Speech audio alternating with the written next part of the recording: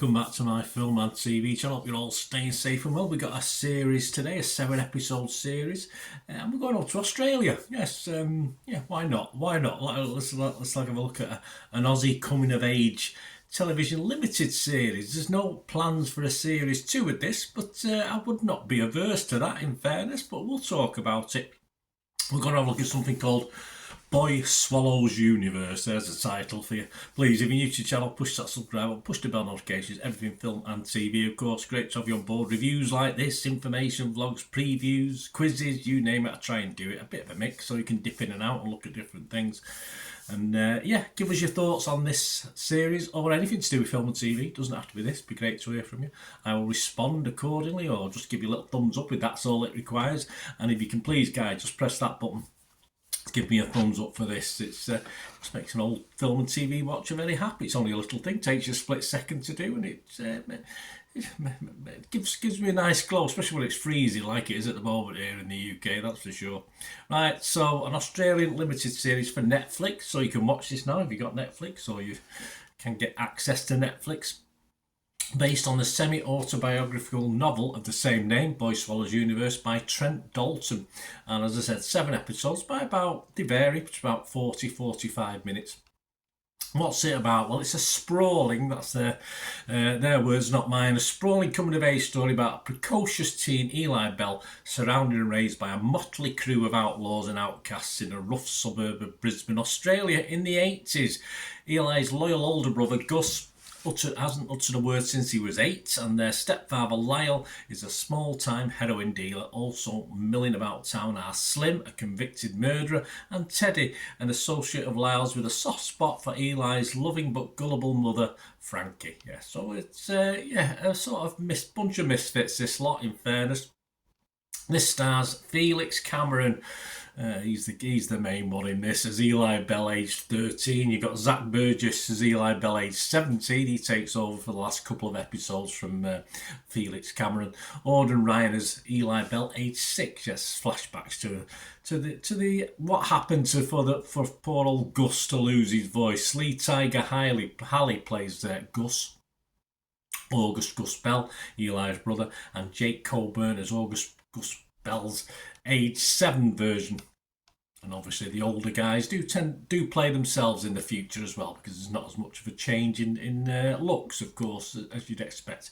Travis Fimmel also stars Simon Baker, Phoebe Tonkin, Brian Brown, Anthony LaPaglia, and Sophie Wilde. An excellent mix of acting talent in this, very good talent. Felix Cameron, let's get back onto him, is a standout for me. A big miss for me in the last couple of episodes, although it was there done to move the thing along. But yeah, I do. Felix Cameron, outstanding for me. But as I said, a good cast overall. These scores and reviews, not a lot. We haven't got a lot on a TV series. Rotten Tomatoes, these are all at 21st of January 2024, 6 p.m. UK time, to be more specific. So as you're watching this, they probably would have altered slightly. Rotten Tomatoes gave it an 82% approval rating, so that's good. But only 11 reviews. They tend not to have to go into great detail when they're doing TV series as opposed to films.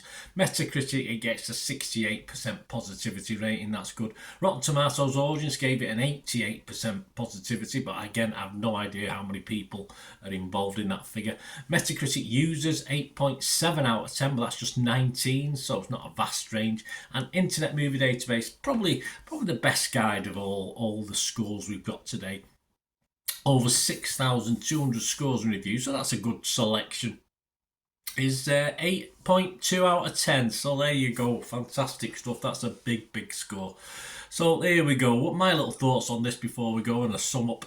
Why do I feel that this is just a personal thing? My apologies, Australia. Why do I feel that 1980s Australia is not far different from 2020s Australia? Answers on a postcard to that one.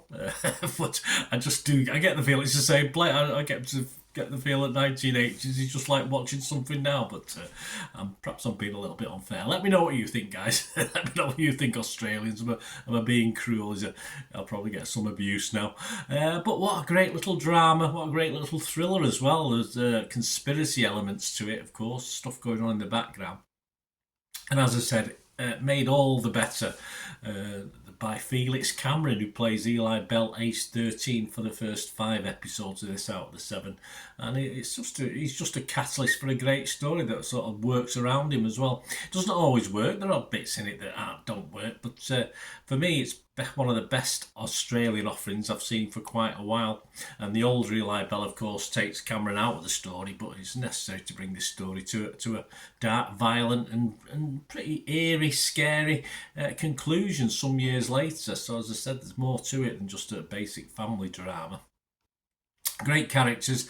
A second series is unlikely, apparently, which is a great shame, because this would be worth a second series, in my opinion. To binge or not to binge, this works both ways. If you want to watch it steadily over a few nights, fair enough, but it's a tremendous binge watch as well, which is how I watched it.